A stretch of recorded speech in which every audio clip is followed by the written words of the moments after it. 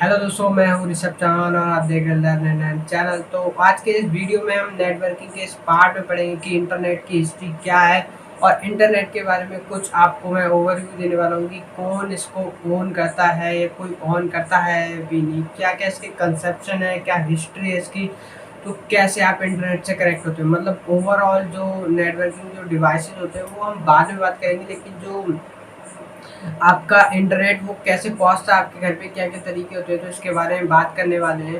तो ये देखते हैं कि इंटरनेट आखिर ओन कौन करता है, मतलब इंटरनेट का मालिक कौन है। ठीक है, इंटरनेट एक ऐसा नेटवर्क है जो बहुत सारे नेटवर्क को कनेक्ट करता है, मतलब वाइड एरिया जो नेटवर्क का कनेक्शन होता है उनको कनेक्ट करता है। अब अगर हम ये सोचें कि मैंने एक प्रोजेक्ट बनाया हुआ है, ठीक है, मैंने उस प्रोजेक्ट को एक टीम वर्क से बनाया, मतलब मेरे पास 3-4 लोग थे, हमने एक टीम बनाई है और उसमें सबने बराबर काम करा है। हो सकता है किसी ने 46% काम करा हो, लेकिन सबने उसमें मेहनत करी, सबने काम करा है, तो ओवरऑल जो वो कंप्लीट होता है तो सबको क्रेडिट मिलेगा। यहाँ पे कोई एक इंसान को इसको ओन नहीं कर सकता है, मतलब उस पर या मेरा हक नहीं है, आपका हक नहीं है उस पर। तो अगर हम ये सोचते हैं कि इंटरनेट किसके द्वारा चलाया जा रहा है, कौन है इसका ओनर, तो ये गलत होगा, क्योंकि इंटरनेट कोई एक इंसान नहीं चला रहा है। ठीक है, इंटरनेट का कोई एक मालिक नहीं है, इसको हम कह सकते हैं इसके या तो बहुत सारे मालिक हैं, थाउजेंड्स ऑफ मालिक हैं, या फिर कोई भी नहीं है। क्योंकि अगर हम बात करते हैं कि इंटरनेट हमें कौन प्रोवाइड करते हैं, तो उसमें बहुत सारी कैटेगरीज हैं। तो अगर आप नहीं जानते तो मैं बता देता हूँ कि जो हमें इंटरनेट प्रोवाइड करते हैं उनको हम बोलते हैं इंटरनेट सर्विस प्रोवाइडर। उसको हम कह सकते हैं कि वो हमें देते हैं एक आईपी एड्रेस जिससे हम अपने इंटरनेट पे सर्व कर सकते हैं। तो वो कैसे करते हैं, अगर आप सपोज जियो यूज़ कर रहे हो या आप एयरटेल यूज़ कर रहे हो, तो आपके एरिया में होगा या आपके स्टेट में होगा, आपकी कंट्री में होगा, पूरी दुनिया में तो फैला नहीं होगा। तो दुनिया भर में कौन इंटरनेट प्रोवाइड कर रहा है, तो यही कॉन्सेप्ट आता है कि यहाँ पे अगर हमारे पास एयरटेल है तो किसी और देश या कॉन्टिनेंट में कोई और प्रोवाइडर होगा। ठीक है, तो ऐसे करके बहुत सारे सर्विस प्रोवाइडर हमारे पास बने हुए हैं जो एक साथ काम करते हैं। ठीक है, तो आईएसपीज को भी हमने बहुत सारे लेवल में डिवाइड करा है, जिनको हम बोलते हैं टायर्स। ये उस पर डिपेंड करता है कि कौन सी कंपनी ने कितना इन्वेस्टमेंट करा है, कितनी मेहनत करी है इंटरनेट को सेटअप करने। तो जो सबसे ऊपर आती है वो आती है हमारी, जिनको हम कहते हैं टायर 1 कंपनी, जो हम कॉमनली जानते हैं। For example 8080 Ryzen level 3 companies. तो इन लोगों ने बहुत सारे इन्वेस्टमेंट के साथ ओशन के अंदर अंदर से दुनिया भर के केबल्स लगाए हैं और कनेक्ट करा हुआ, तो तब जाके पूरी वर्ल्ड में इंटरनेट फैला है। तो हम बात करते हैं बहुत पहले की, जो इंटरनेट सबसे पहले आया था, जैसा हम बोलते हैं अर्पानेट। तो अर्पानेट एक फंडेड प्रोजेक्ट था जिसको यूएस गवर्नमेंट ने फंड करा था। तो इसको हम बोल सकते हैं पार्शली कि यूएस गवर्नमेंट ने इसको फंड करा था। लेकिन आजकल की दुनिया में जब हम इसे कह सकते हैं कि किसी एक इंसान का नहीं है। ठीक है, जैसे टायर 1 कंपनी देती है, फिर टायर 2 को देती है, फिर टायर 2 होती है, टायर 3 को देती है। जो टायर 3 होती है वो लोकल आईएसपीज होती है, वो डायरेक्टली हमें इंटरनेट प्रोवाइड करती है। जो हम आइडिया एयरटेल की जो सिम यूज़ करते हैं, तो वो हो सकता है कि जो हम जियो या आइडिया यूज़ करते हैं वो टायर 2 में आया हो या टायर 3 में हुआ हो। उनको हम बोल सकते हैं कि हमें एक इंटरनेट का बैकबोन प्रोवाइड कर सकते हैं ताकि हम कनेक्ट हो सके। बहुत सारे केबल बिछाना, उनकी प्रोटेक्शन देखना, उनकी फंडिंग करना, नेटवर्क डिवाइसेस को कनेक्ट करना, ये सारा काम उन लोगों ने करा हुआ है। तो हम लोग उनको बोल सकते हैं इंटरनेट बनाते हैं, लेकिन कोई एक इंसान नहीं होता। ठीक है, तो अब बात करते हैं कि टाइप्स ऑफ नेटवर्क्स क्या है। ठीक है, हम गेटवेज के बढ़ने वाले हैं। तो अगर हम एक सर्कल को देख रहे हैं, यहाँ पे एक सर्कल में बहुत सारे कंप्यूटर्स कनेक्टेड है, तो वो एक नेटवर्क है। ठीक है, मतलब उसके जितने भी पीसीज होते हैं वो सारे डायरेक्टली कनेक्टेड है। ठीक है, तो उनके अंदर कम्युनिकेशन होता है होस्ट टू होस्ट। लेकिन अब हमें दूसरे नेटवर्क से कनेक्ट होने से, दूसरा सर्कल है, तो सर्कल के बीच में अगर आपको कनेक्शन करना है तो आपको एक गेटवे चाहिए। अब वो गेटवे क्या करता है, वो एक प्रोटोकॉल की तरह, कन्वर्टर की तरह काम करता है, जो दो नेटवर्क को कनेक्ट करता है। तो जो दो नेटवर्क को कनेक्ट करता है, ठीक है, दो नेटवर्क हो सकता है कि एक नेटवर्क कोई और प्रोटोकॉल यूज कर रहा हो, ठीक है, और ये कुछ और प्रोटोकॉल यूज कर रहा है, तो हो सकता है दोनों में मिसकम्युनिकेशन हो जाए। कोई एक बंगाली में बात कर रहा है, दूसरा पंजाबी में बात कर रहा है, तो कैसे कम्युनिकेशन होगा? तो एक कॉमन प्रोटोकॉल होना चाहिए, कॉमन लैंग्वेज होनी चाहिए, जिससे आपस में दोनों कम्युनिकेट कर सकें। तो उसके लिए हमारा गेटवे काम आता है, जिसको हम नेटवर्क डिवाइसेस में डिटेल में बात करेंगे। तो इस चीज़ के लिए ये याद रखिए कि लोकल नेटवर्क को कनेक्ट करने के लिए हमें एक डिवाइस की ज़रूरत पड़ती है। अब बात करते हैं कि आप लोग कैसे कनेक्ट होते हो इंटरनेट से। मोस्ट कॉमनली ये तरीके हैं जिनके बारे में अभी मैं बात करने वाला हूँ। तो यहाँ पे जैसा मैंने आप लोगों को बताया, जो हमारा इंटरनेट का जो बैकबोन है, पूरी दुनिया में जितने भी जो केबल्स बिछे हुए हैं, मतलब जो कॉन्टिनेंट्स को कनेक्ट करते हैं, जैसा कि आप लोग मैप्स में देख रहे हैं, जितने भी कलर्स हैं यहाँ पे, वो सारे कनेक्शंस को बता रहे हैं कि कहाँ से कनेक्शन जा रहा है, ओशियंस के नीचे से या फिर जैसे भी जा रहा है, ठीक है। तो ये है हमारे हाई स्पीड्स नेटवर्क जो हमें इंटरनेट प्रोवाइड कर रहे हैं। दुनिया भर में यही फैले हैं, IBM, ATG, ठीक है, जिन्होंने भी ये प्रोवाइड करे हैं। तो इंटरनेट सर्विस प्रोवाइडर जो कंपनी है, जो हमें ये इंटरनेट प्रोवाइड करती है, जिसकी वजह से हम घर पे बैठे हैं, ये इंटरनेट पे सर्व कर पा रहे हैं। ये हम लोग एक नेटवर्क का पार्ट बन चुके हैं, ठीक है। यहाँ पे फिर हमारे पास कॉमन तरीके हैं जिससे हम लोग कनेक्ट हो सकते हैं। जैसे आप लोग अगर घर में यूज़ कर रहे हैं या फिर ऑफिस वगैरह में भी यूज़ कर रहे हैं, एक फिजिकल लाइन होनी चाहिए, एक फिजिकल कनेक्शन होना चाहिए, केबल या फिर वायर होना चाहिए अगर आप लोग कनेक्ट हो रहे हैं। तो सबसे पहले होता है टेलीफोन लाइन का।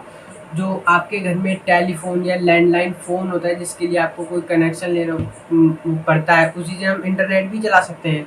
तो अगर टेलीफोन लाइन अगर आप लोग को नहीं पता, तो एनालॉग में काम करती है वो, और एनालॉग सिग्नल्स पे काम करती है, जो अप एंड डाउन करता है, एक पूरी मैनर होता है, ठीक है, उसका।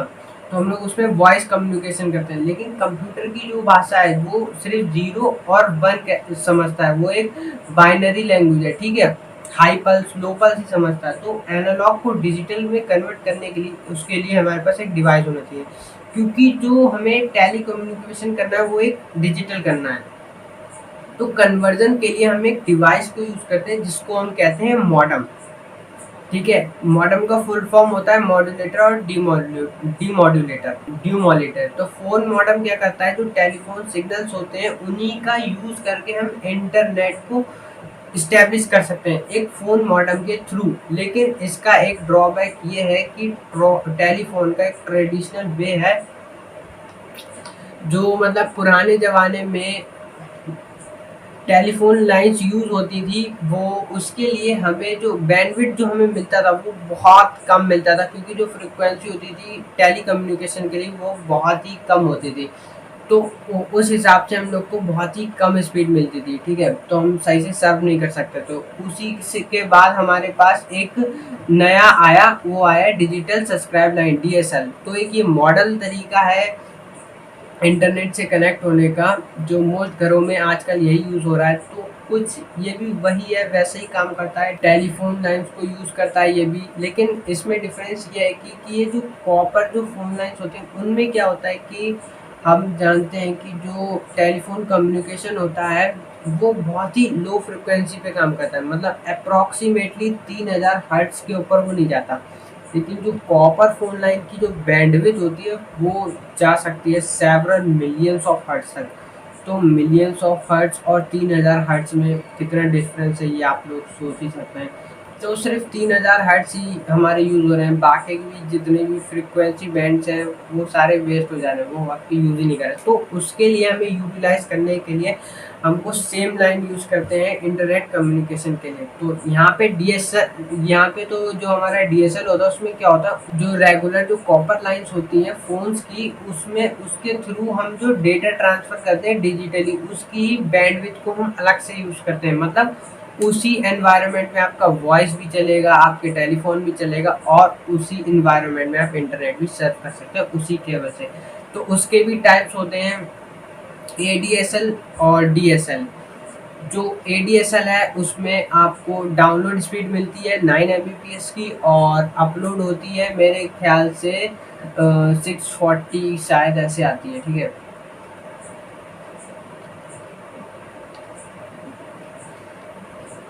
तो जो ADSL होता है उसमें आपको मैक्सिमम डाउनलोड स्पीड मिलती है 9 Mbps और शायद अपलोड होती है वो 640 तक जाती है मेरे ख्याल से, 640 kbps। और जो HDLS होता है वो मतलब सिमिलर होता है, मतलब दोनों में ज़्यादा फ़र्क नहीं होता है अपलोड और डाउनलोड स्पीड में, लेकिन उसमें आपको डाउनलोड स्पीड कम मिलती है। मोस्ट कॉमनली वो ADSL होता है। ADSL आपके घर पे शायद लगा होगा, आप लोग चेक कर सकते हो। तो एसिंक्रोनस DSL इसको बोलते हैं। इसका मतलब ये होता है कि जो हमारी डाउनलोड स्पीड है वो अपलोड स्पीड से कहीं ज़्यादा है, इसलिए आपको डाउनलोड स्पीड ज़्यादा मिलती है। क्योंकि कॉन्सेप्ट ये है कि जो हम फाइल्स जो डेटा अपलोड कर रहे हैं वो बहुत ही कम होता है एज़ कम्पेयर टू डाउनलोड, ठीक है। तो इसलिए हम लोग DSL आजकल यूज़ कर रहे हैं। तो सबसे एडवांस तरीका है कि हम इस चीज़ में ये यूज़ कर सकते हैं, केबल का मॉडेम, ठीक है। एक मिनट में ज़रा इसे हटा देता हूँ, बहुत खिचपिच हो गया है। हाँ, ठीक है। तो हाँ, बात करते हैं। तो जो ये नॉर्मली क्या होता है, जो टीवी सिग्नल्स हैं जो हमारे पास होती है, और जो आजकल जो टीवी केबल्स आ रही हैं, जो केबल्स हम जो बिछाते हैं, जो हम यूज़ कर सकते हैं इंटरनेट कम्युनिकेशंस के लिए। तो इसमें फ़ायदा ये है कि जो स्पीड होती है वो बहुत ज़्यादा होती है, इसका जो इंटरफ्रेंस होता है बहुत कम होता है। जो DSL के केस में था कि जो DSL के केस में जो आपका सर्विस प्रोवाइडर का जो ऑफिस है उसके सामने रहना पड़ेगा, उसी के सामने आपको कनेक्शन बनाना पड़ेगा, क्योंकि जो अगर लेंथ बढ़ती जाएगी आपके और ऑफिस के बीच में तो उसका जो सिग्नल है वो बहुत ही वीक हो जाता है, ठीक है। केबल में ऐसा तो नहीं है, जितना भी आप डिस्टेंस मेंटेन कर रहे हो, कितनी भी दूर जा रहे हो अगर सर्विस प्रोवाइडर, तो आपको स्पीड उतनी ही मिलेगी। लेकिन इसका डिसएडवांटेज ये है कि जितने ज़्यादा लोग यूज़ करेंगे एक के साथ उस केबल को, उतना ज़्यादा आपका जो स्पीड है वो कम हो जाएगी। तो केबल के अपने एडवांटेज हैं और DSL के अपने एडवांटेज हैं और फ़ोन मॉडेम के अपने एडवांटेज हैं, और ज़्यादातर DSL और केबल ही ज़्यादा यूज़ हो रहे हैं आजकल के दिनों में, ठीक है। तो ये दोनों याद रखिएगा कि जो DSL है ये टेलीफोन लाइन यूज़ करता है, और केबल मॉडेम टीवी सिग्नल्स को यूज़ होता है।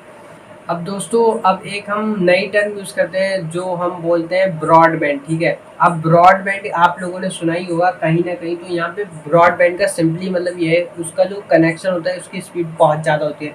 यहाँ पे आप लोग देख सकते हैं 128 बिट सेकेंड से ज़्यादा फास्ट होती है। तो हम लोग यही यूज़ करते हैं आजकल ज़्यादा, हाई स्पीड इंटरनेट के द्वारा। ये आपको गवर्नमेंट के द्वारा भी मिलता है।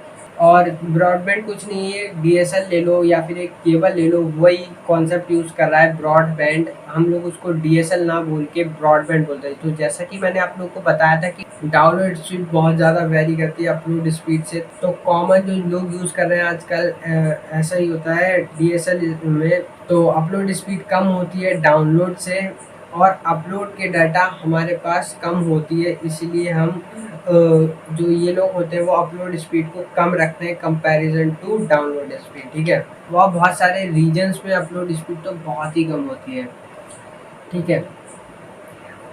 डाउनलोड तो देखो जीबीज तक भी जा सकती है। और आपके कोई भी डाउट्स है तो कमेंट बॉक्स में ज़रूर पूछिएगा, और अगली वीडियो में हम डिस्कस करेंगे नेटवर्क के डिवाइसेस के बारे में, जो कौन कौन से होते हैं जिसको हम जनरली यूज़ करते हैं स्मार्ट कम्युनिकेशन के लिए, राउटिंग के लिए। तो गाइस देखते रहिए, सीखते रहिए, जब के लिए गुड बाय।